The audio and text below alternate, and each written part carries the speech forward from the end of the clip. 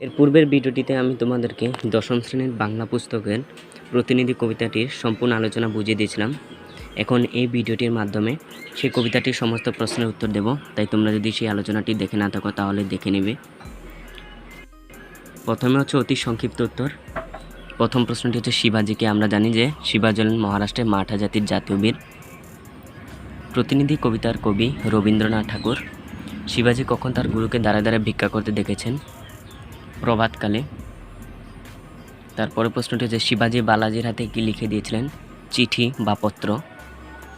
কোথা থেকে শিবাজি তার গুরুকে ভিক্ষা করতে দেখেছেন? দুর্গ শীর্ষ থেকে। গুরু তার শিষ্য শিবাজির কাঁধে ঝুলি তুলে দিলেন কেন? নগরে দ্বারে দ্বারে ভিক্ষা করার জন্য। তারপরের প্রশ্নটি হচ্ছে শিবাজি তার গুরুকে চিঠিতে কি দান করেছিলেন? আমরা আলোচনায় পূর্বেই পেয়েছিলাম যে রাজ্য রাজধানী দান করে দিয়েছিল। আলোচ্য কবিতা শিষ্য গুরুপ্রসাদ কখন গ্রহণ করেছিলেন? দিবসান্তে অর্থাৎ দিবসের শেষে। গুরু তার শিষ্যকে কী দিয়ে পতাকা নির্মাণ করতে দিয়েছিলেন? বৈরাগীর উত্তরীয় দিয়ে। তারপর কবির কোন কাব্যগ্রন্থ থেকে পাঠ্য কবিতাটি গৃহীত হয়েছে? কথা ও কাহিনী। দ্বিতীয় অংশ হচ্ছে সংক্ষিপ্ত উত্তর দাও। কী উদ্দেশ্যে শিবাজি তার গুরুর পদে রাজ্য রাজধানী দান করেছিল? শিষ্য শিবাজি গুরুপদে তার রাজ্য রাজধানী দান করে দেওয়া উদ্দেশ্য ছিল যে সর্বদেহ গুরু রামদাসকে কতটুকু দান করলে তাহার বাসনা তৃপ্ত হবে তাহা উপলব্ধি করার জন্য। তারপরের প্রশ্নটি হচ্ছে প্রকৃত রাজার ধর্ম কী? তিনি প্রকৃত রাজা যিনি রাজ্য লিয়া রাজ্যহীন অবস্থায় থাকেন। প্রকৃত রাজা হবেন ভিক্ষুকের প্রতিনিধি। তিনি হবেন নিঃস্ব রিক্ত ঐশ্বর্যহীন সর্বত্যাগী ও রাজর্ষি। রাজা হয়েও ঋষিতুল্য ব্যক্তি। পরের প্রশ্নটি রাজর্ষি হওয়ার যোগ্যতা কারা পেতে পারে? নিঃস্ব রিক্ত ঐশ্বর্যহীন সর্বত্যাগী গুণগুলি যে রাজার মধ্যে থাকেন তিনি রাজর্ষি হওয়ার যোগ্যতা পেতে পারেন। তারপরের প্রশ্নটি হচ্ছে রবীন্দ্রনাথ রচিত 4টি কাব্যগ্রন্থের নাম। যে কোনো 4টি কাব্যগ্রন্থের নাম লিখলে হবে রবীন্দ্রনাথ দ্বারা রচিত। উত্তর হবে সোনারতরী, খিয়াপ, মানসী, গীতাঞ্জলি। পরের প্রশ্নটি রাজাকে ঈশ্বরের প্রতিনিধি বলা হয় কেন? রাজাকে নিজের রাজ্যে অত্যন্ত ন্যায়নিষ্ঠ, শত্রুর প্রতি তীক্ষ্ণ দণ্ড, মিত্রের প্রতি সরল ব্যবহার সম্পন্ন এবং ব্রাহ্মণের প্রতি ক্ষমাশীল হতে হবে। রাজা গুণসম্পন্ন হলে সুশাসক ও আদর্শ রাজা বলে পরিচিত হন, তাই রাজাকে বলা হয় ঈশ্বরের প্রতিনিধি।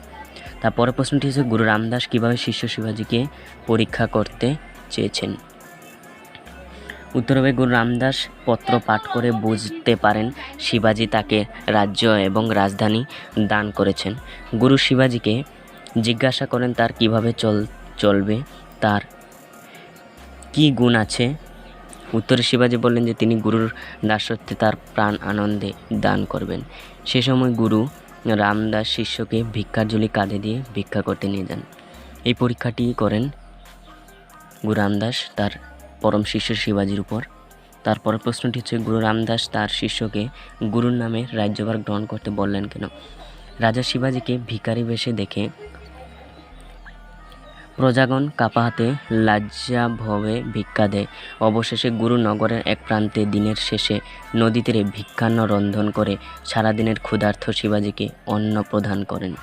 শিষ্য গুরুকে আরও কঠিন পরীক্ষা দিতে তৈরি বলে জানালেন। গুরু রামদাস শিষ্যের ত্যাগে অত্যন্ত প্রীত হয়ে পুনরায় তাকে রাজ্যভার অর্পণ করে গুরুর নামে রাজ্য শাসন করতে বললেন। তারপরের প্রশ্নটি হচ্ছে প্রকৃত রাজধর্ম যে কী তা বুঝিয়ে লিখো। এই প্রশ্নটির উত্তর হবে প্রকৃত রাজধর্ম হলো রাজা সকলের পালক, রক্ষক ও পরিচালক হবেন। তিনি অসামান্য গুণের অধিকারী হবেন। রাজা চরাচরকে সুষ্ঠুভাবে রক্ষা ও পালন করবেন। দেশ কাল পাত্র বিবেচনা না করে রাজা অন্যায়কারীর প্রতি দণ্ড প্রয়োগ করবেন। এগুলো ছিল সংক্ষিপ্ত প্রশ্ন। তারপরের অংশ হলো রচনাধর্মী উত্তর, অর্থাৎ উত্তরটি অল্প বড় করে লিখতে হবে। এই প্রতিটি প্রশ্নের উত্তরগুলো পূর্বের ভিডিওটিতে আলোচনা করা হয়েছে, তাই আলোচনা তোমরা ভালো করে বুঝতে পারলে উত্তর নিজেই বানিয়ে লিখবে। তাছাড়াও তোমাদের যাতে কোনো অসুবিধা না হয় তার জন্য উত্তর লিখে দেওয়া হয়েছে। প্রশ্নগুলি হচ্ছে প্রতিনিধি কবিতার সারাংশ লিখো। দ্বিতীয় প্রশ্নটি হচ্ছে কবিতাটির নামকরণের সার্থকতা।